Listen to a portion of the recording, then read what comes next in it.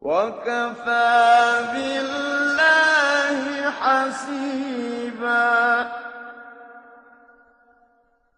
ما كان محمد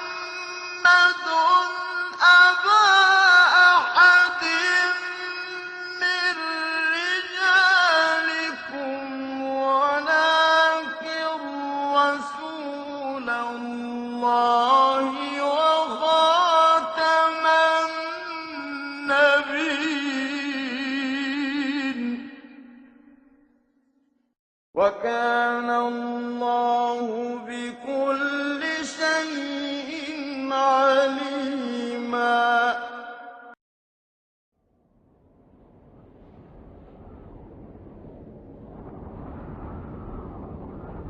الله أكبر الله أكبر.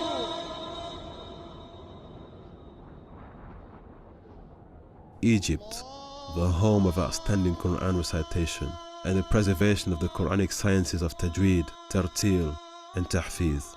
From this constellation of brilliant voices and exceptionally rare talents, and a treasure trove of unique reciters. With legendary voices, such as that of Sheikh Muhammad Rifat, or the golden melodies of Sheikh Mustafa Ismail, and the timeless wonder that is Sheikh Mahmoud Khalil al-Husari.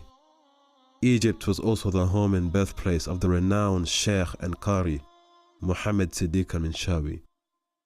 Each reciter had his very own unique talents, and commanded the admiration and respect of millions of believing souls. They are dear to even the coldest of hearts, and respected by the most eloquent and enlightened minds. Indeed, they are loved and imitated by the very young to the very old in equal measures. Even within a galaxy of heavenly lamps, there must always be the pacing light of one unique star. In fact, to most Egyptians, and arguably for most in the Muslim world at large, that star had an undeniably beautiful and unique voice, one that would become so iconic and so universally accepted that it came to be known as the voice of Mecca, a voice that is familiar to listeners from Libya all the way to London. It is imitated from New York to New Delhi, and it is revered and held in high regard from the enlightened city of Al-Madinah to the blessed sanctuary of Al-Quds in Palestine. More than any other reciter of his generation, and certainly above all others since his era, Sheikh Abdul Basit Muhammad Abdul Samad has come to be regarded as not only the most famous Qari in the world, but as one of the most inspirational and unique champions of the sacred discipline.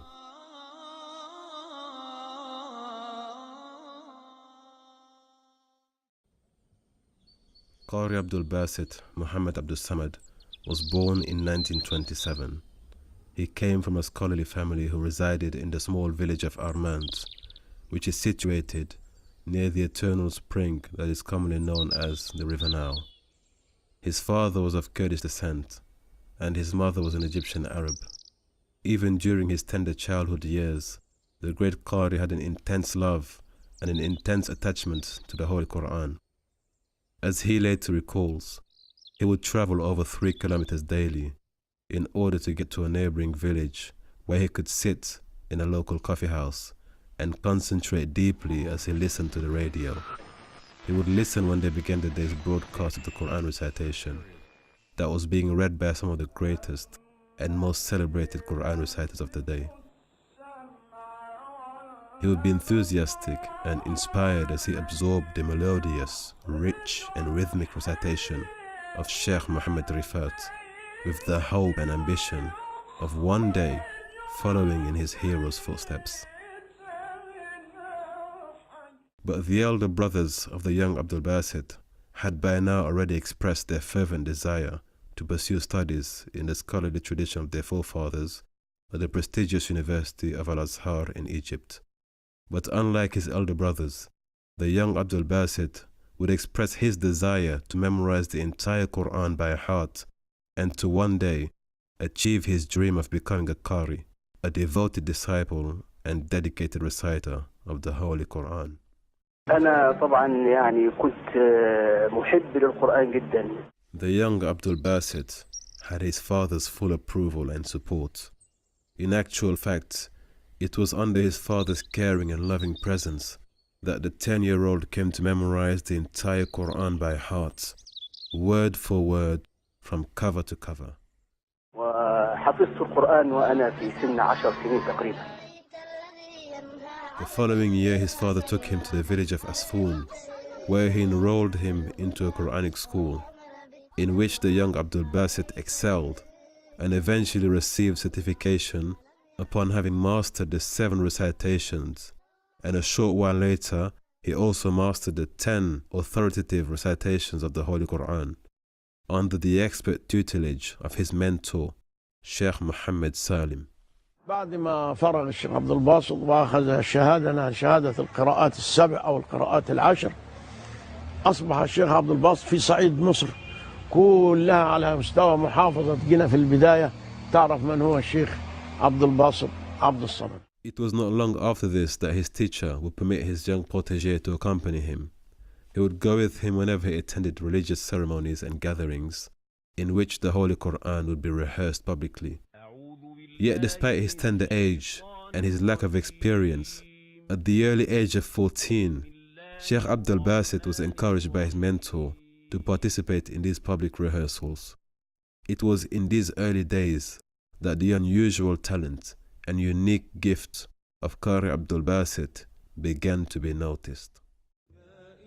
It was not until 1950, during the religious celebrations in Cairo, that events suddenly took a fateful turn for the young and upcoming Qari. During these very special functions and gatherings, the audience would listen to the greatest and most seasoned performers of the day, many of whom traveled into Cairo from the famous village of Tanta, a place that is renowned to this very day for the exceptional Quran reciters and scholars that come from there. At only 23 years of age, and somewhat unknown in the larger cities such as Cairo, the young hopeful was intimidated and reluctant to attend the ceremony. However, with the encouragement of his senior companions and with the approval of his mentor, he eventually accompanied them to Cairo. It was to be a day that would mark history in Egypt, a bright new day in which the voice of Qari Abdul Basit Abdul Samad would penetrate the very heart and soul of Egypt.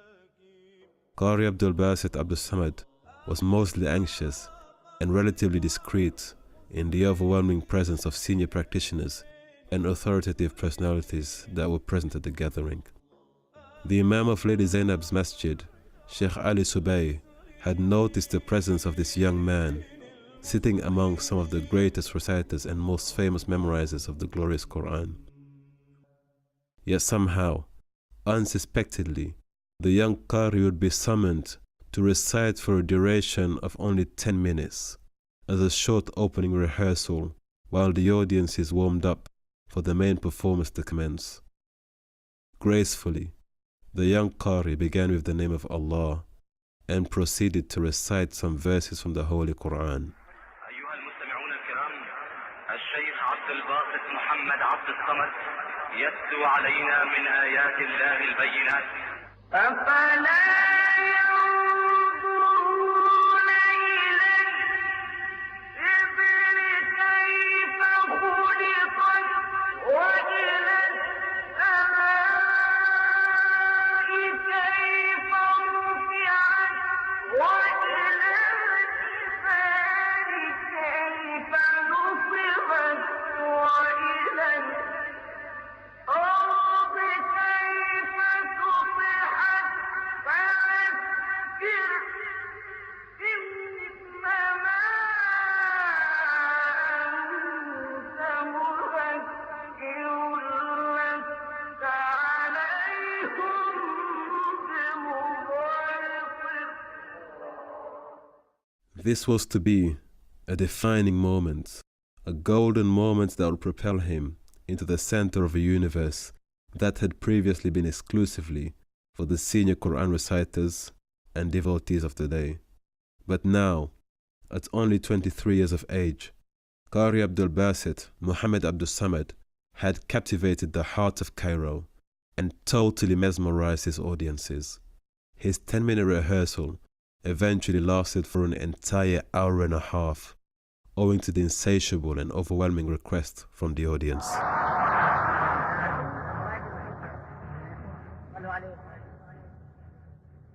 Qari Abdul Basit Abdul Samad was an extraordinarily gifted talent, who despite his young age still attracted a great deal of attention and yielded a significant degree of respect. Allah had endowed him with a beautiful voice and the ability to convey a deep and meaningful understanding of the scripture through his melodious and heartfelt recitations. A year following his participation in the religious ceremony at the Grand Mosque of Lady Zainab in Cairo, the young Abdul Basit would enroll himself into a very challenging and exceptionally selective audio edition, which was broadcast on one of the main radio stations in the country. Sitting on the board of senior assessors was the notable scholar and critic Sheikh Ad-Dabah, who had initially encouraged the young talent to enroll for the audition. Other adjudicators included the knowledgeable scholar Sheikh Muhammad Shaltut, as well as the respected and renowned Quran reciter Sheikh Mahmoud Ali al-Banna. But by the grace of Allah, the young Qari had surpassed all expectations. He did not fail to impress his assessors by successfully passing the examination at the first attempt. From that moment onward, his voice was broadcast across the airwaves at 8 o'clock every Saturday evening. Soon, the inhabitants of his village in Armand would begin to gather around a small radio in order to listen to their beloved son as he embellished the airwaves with his ornamental and exquisitely beautiful recitation of the glorious Quran. فعلا أراد الله والتحقت بالإذاعة في سنة 51 وبدأت الشهرة تبدأ من 51. كان يمكن عندي تقريبا 19 سنة أو 20 سنة، حتى كنت مقيم في فندق من الفنادق بجوار السيدة زينب رضي الله عنها، لأن كانت السيدة زينب هي بداية يعني شهرتي. ثم انتقلت إلى شقة بجوار في مواجهة المسجد مباشرة برضه، وأول تسجيلات سجلتها في جدة في إذاعة المملكة العربية السعودية. بسم الله الرحمن الرحيم. In 1952, Qari Abdul Basit Abdul Samad became the official reciter at the Grand Masjid of Imam al-Shafi'i, and in 1985, he also became the official reciter at the Grand Masjid of Imam Hussein, thereby succeeding the late and great Sheikh Mahmoud Ali al-Banna. استقريت في القاهرة، ومنها بقى يعني بدأت الدعوات تقبل علينا من البلاد العربية والبلاد الإسلامية. During his lifetime, he was granted the honorific title of As-Sawt Mecca, the voice of Mecca, having enjoyed the rare privilege and honor of reciting the glorious Quran from Islam's holiest mosque and sanctuary, Al-Masjid Al-Haram, located in modern-day Saudi Arabia. He also had the distinction of reciting before thousands of believers from all over the world in Islam's second most holy mosque, Masjid Al-Nabawi, in the enlightened city of Al-Madinah. سافرت إلى دمشق سوريا، أحييت رمضان في المسجد الأموي الكبير هناك، وتنقلت بين حلب واللاذقية وحما وطرطوس وبني ياسف، العواصم الكبيرة. ثم دعيت في بيروت، وحصلت على أوسمة وناشين من سوريا ومن لبنان. ثم دعيت بعد ذلك إلى الأردن، وأحييت رمضانين بالمسجد الأقصى قبل الاستيلاء عليه. سبحان الذي أسرى بعبده ليلا من المسجد الحرام إلى المسجد الأقصى. Qari Abdul Basit Abdul Samad also founded the National Union for Reciters and was subsequently elected by unanimous consensus to champion the initiative by becoming the first president and chairman of the newly formed organization. Qari Abdul Basit also went on to become the very first reciter to win 3 consecutive titles at the World Quran Recitation Championships during the 1970s. على مستوى العالم كله شرقا وغربا كل بلد في العالم قرأ فيها. أمريكا الشمالية، أمريكا الجنوبية، كندا، فرنسا، بريطانيا، ألمانيا، إيطاليا، ما خلاش بلد في العالم ما قرأ فيها. Yet despite his overwhelming fame and astounding achievements, the Sheikh maintained a very pleasant and kind disposition. Some of his closest friends and companions would often recount the instances when the Sheikh would return home after his long international travels, oftentimes to be greeted by long lines of people who would come to him asking help and assistance.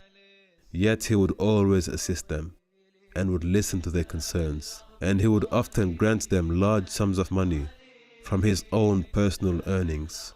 But the Sheikh would refrain from requesting any financial compensation for his recitation of the Quran. We have some rare insights and intimate pointers into the character and life of the late Sheikh Abdul Basit of the Samad. In an article published in 1966 by an English lecturer at the University of Azhar in Egypt, in the publication the late Sheikh is described as being a very simple, soft-hearted man. He never forgot his friends, however rich or poor they may be. When sitting in his chauffeur-driven limousine, he loved to sit next to his driver, whom he affectionately called Akh Masood, Brother Masood. As a result of his heartfelt recitation and his deeply rooted love of the scripture, it is reported that many people had embraced the faith after having listened and internalized the recitation of Sheikh Abdul Basit Abdul Samad. In fact, during an interview broadcast on national television, the Sheikh recounts an incident that took place while he was accompanying the Egyptian President Gamal Abdel Nasser, who at the time had an audience with some Russian dignitaries and senior ranking officers. The Sheikh recalls that after having recited the Holy Quran, he had witnessed a significant number of Russian officers who were moved to tears, despite not having understood the Quranic Arabic that was being recited before them. الشيخ رحمه الله رحمة واسعة كان يقرأ القرآن بقلبه، نحس ذلك لو أننا استمعنا إليه، فإذا صور لنا الجنة نجد الصوت مبتهجا فرحا كأنه دخل الجنة ورأى ما فيها من النعيم فسعد بذلك وأراد أن يشرك الناس في هذه السعادة.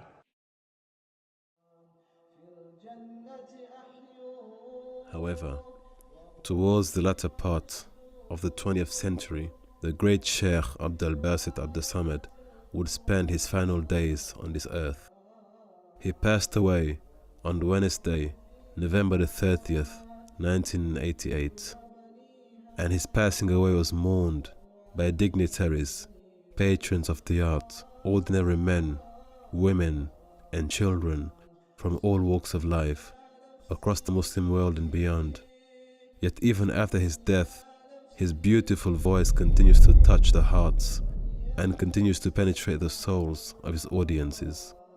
His awesome recitation continues to live in the collective Muslim hearts and minds.